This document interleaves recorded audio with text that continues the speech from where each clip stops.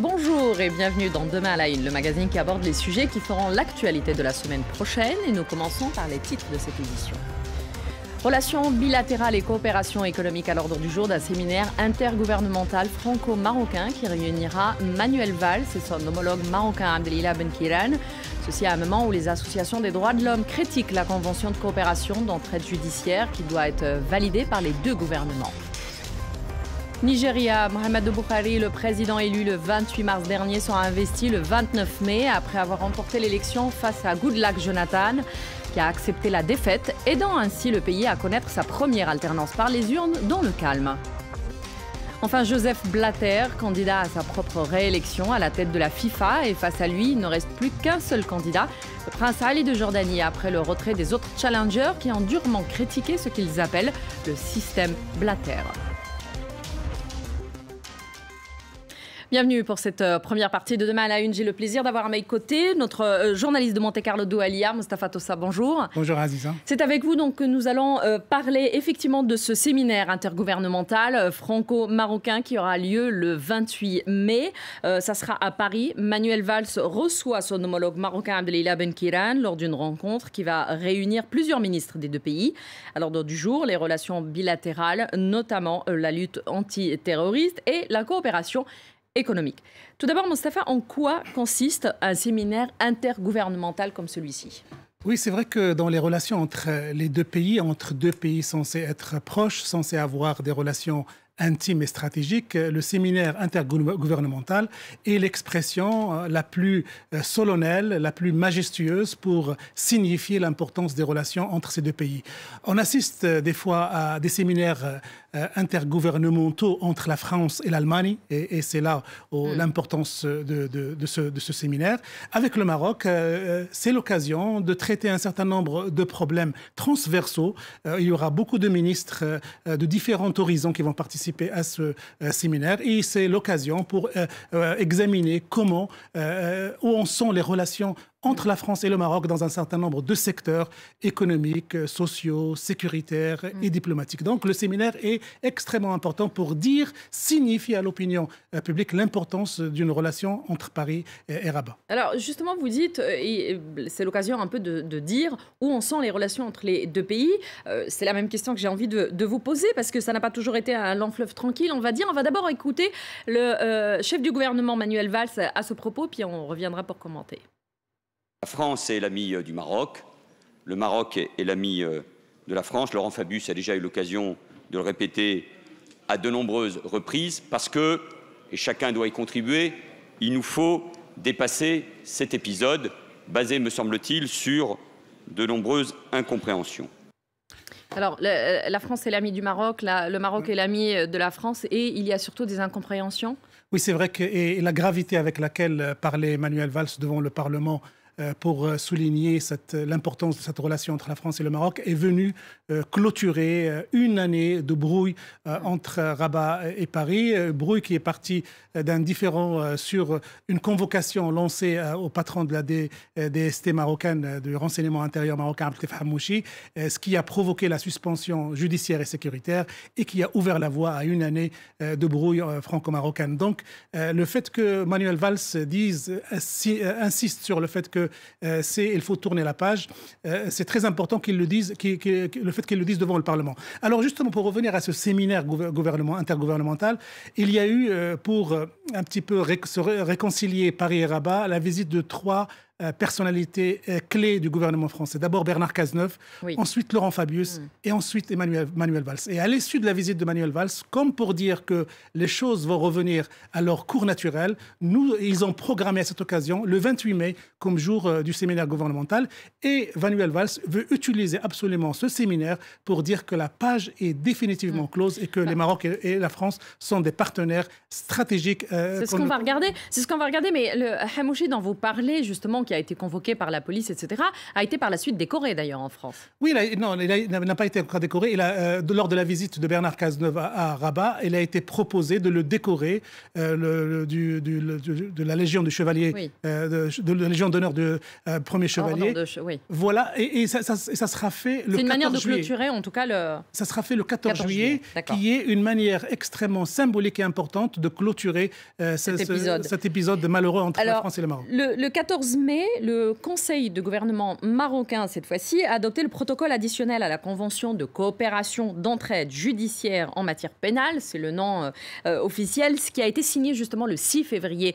de cette année à Paris entre le Maroc et la France. De quoi s'agit-il exactement? En fait, il s'agit d'un texte additionnel ou additif à la Convention qui existe déjà d'entraide judiciaire entre le Maroc et la France. Et ce texte annexe va imposer aux Français et aux Marocains qu'à chaque fois qu'un citoyen ou qu'une personnalité du Maroc ou de la France est touché par une procédure judiciaire, il oblige la France ou le Maroc à faire transiter cette procédure par les chancelleries et par les affaires étrangères. Ce qui n'était pas le cas avant. Si ça a été le cas, on n'aurait pas eu ce scandale d'une escadrille de policiers surarmés qui vont débarquer à la maison de l'ambassadeur pour donner la convocation. Donc, normalement, logiquement, n'importe quel dossier dans lequel un Marocain, qu'il soit citoyen normal ou personnalité, est poursuivi, doit automatiquement être transmis à la justice marocaine par les voies de la chancellerie et des affaires étrangères. Et c'est à la justice marocaine de dire un petit peu ce qu'il en est, s'il faut poursuivre ou pas, et de répondre à la justice française. Donc c'est ça la principale nouveauté de ce texte juridique. Alors ce texte, bien sûr, il suscite des appréhensions. Oui, alors justement, parce que quand vous dites ça, c'est quelque chose qui est toute neuve, qui n'existait pas. Ça rajoute peut-être, par rapport aux associations qui dénoncent, ça rajoute quelques lenteurs. Et puis, alors, parce qu'il est très, très critiqué, le texte en France. Il y a les associations des droits de l'homme, même le syndicat des magistrats a commenté, a demandé aux députés de le rejeter.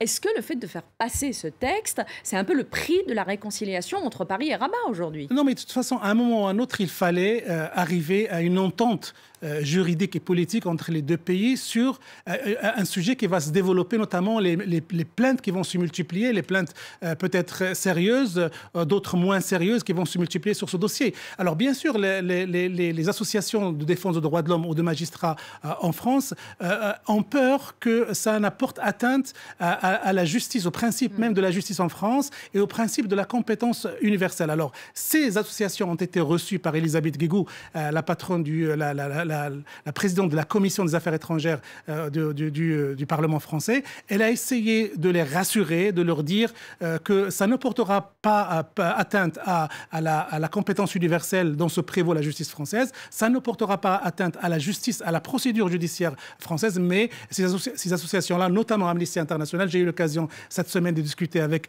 la chef de Amnesty International, Geneviève Garrigos, lors de la présentation du rapport, et elle n'est pas satisfaite du tout de la réponse d'Elisabeth Guigou, et il compte mener cette campagne contre ce texte pour empêcher que les parlementaires le votent. Mais le problème, il y a presque une unanimité, de gauche comme de droite, de voter ce texte pour justement enterrer à jamais la mésentente entre Rabat et Paris. Donc effectivement, c'est quelque part un prix de réconciliation quand même. On peut le considérer comme ça, mais on peut aussi le considérer comme une manière de sceller une relation de manière sur des bases nouvelles et de manière à se protéger les uns des autres. Parce que les Marocains avaient peur des plaintes fantaisistes qui pourraient toucher n'importe quel... Il n'y a pas que des plaintes fantaisistes. Il y a des plaintes sérieuses, mais aussi il y a des plaintes fantaisistes. Il ne faut pas oublier que n'importe qui peut saisir la justice française et porter des accusations sur n'importe quelle personnalité. Et le risque, c'est que ça devienne fantaisiste et que ça porte atteinte, ça paralyse la relation France-Maroc. Alors, vous parliez de Amnesty International. L'organisation vient de publier cette semaine un rapport où elle accuse les forces de l'ordre marocaines d'avoir régulièrement recours à la torture. Qu'est-ce que vous pouvez nous dire de ce rapport? C'est des accusations fantaisistes ou fondées là, Moi, j'ai assisté à la présentation de rapport. J'ai lu une grande partie de ce qui a été écrit. Alors, la réponse des Marocains, c'est que beaucoup de témoignages ont été, on leur a dit, on vous a menti. La torture existe, mais elle n'est pas systématique. Le Maroc, selon les Marocains, a fait un énorme pas, une grande évolution dans ce domaine. Quand vous dites selon les Marocains, selon les responsables marocains. Selon les responsables marocains, ils ont transmis un document à Amnesty International pour dire ce qu'ils pensent de ce rapport. Et dans ce document, ils apportent des explications selon lesquelles beaucoup de témoignages ne sont pas fondés à dire qu'ils ont subi la torture. Alors maintenant, sur ce rapport-là, on peut jeter un regard analytique. On peut dire que à partir du moment où Amnesty International peut aller au Maroc, peut aller enquêter, peut aller témoigner, peut pondre et créer un rapport, c'est déjà quelque chose de positif. Imaginez qu'Amnesty International, il y a des pays où elle ne peut même pas mettre le pied ni interroger personne. C'est des pays de la région. Donc, à partir du moment où Amnesty International fait ça au Maroc... Pour vous, c'est déjà un bon point. C'est déjà un bon point. Et même Geneviève Garrigos, quand elle veut défendre la ligne, entre guillemets, éditoriale de son rapport, elle dit, nous, on est dans une logique d'aider le Maroc à se débarrasser définitivement de cette culture de la torture qui était systématique ou qui était courante. Mais qui existe encore ou pas? Moins, les Marocains disent moins. Alors, il y a un point principal sur lequel Amnesty International insiste, c'est sur la période de la garde à vue. Ils veulent absolument que les Marocains s'engagent à assurer un avocat à n'importe quelle personne mise en garde à vue. Parce qu'on s'est rendu compte que cette torture, ces fameux aveux arrachés par la force, se passent beaucoup pendant cette période de garde à vue qui est cruciale. Et ce sont ces aveux-là qui sont utilisés dans une procédure judiciaire pour faire la suite, pour emprisonner ou pour envoyer dans des procès. En quelques mots, est-ce qu'aujourd'hui, Paris et Rabat, les deux capitales seront vraiment sorties de la zone de turbulence? Non, je ne crois pas. Ça reste très sensible. En fait, je ne crois pas qu'ils sont sortis de la zone de turbulence, mais cette année de brouille a fait sentir aux deux pays la nécessité de rester ensemble et de veiller à ne pas se séparer. Par exemple, la suspension de la coopération sécuritaire a été dramatique entre les deux pays et a été dramatique au moment où la France était touchée par le terrorisme, au moment où le Maroc aussi était menacé par le terrorisme. Donc cette expérience douloureuse a expliqué, a montré aux deux pays qu'il faut absolument qu'ils restent la main dans la main par rapport à tous les défis de la région, notamment maintenant avec ce défi-là de l'État islamique et de Daesh qui menace l'ensemble de la stabilité et de la sécurité du pays. Donc, ils ont pris conscience qu'il faut absolument marcher la main dans la main, quels que soient les points de différence entre les deux capitales. Merci beaucoup, Mostafa Tossa, pour toutes ces explications. Merci à vous de nous avoir suivis. Je vous retrouve juste après le bulletin d'information pour la deuxième partie de Demain à la Une. À tout de suite.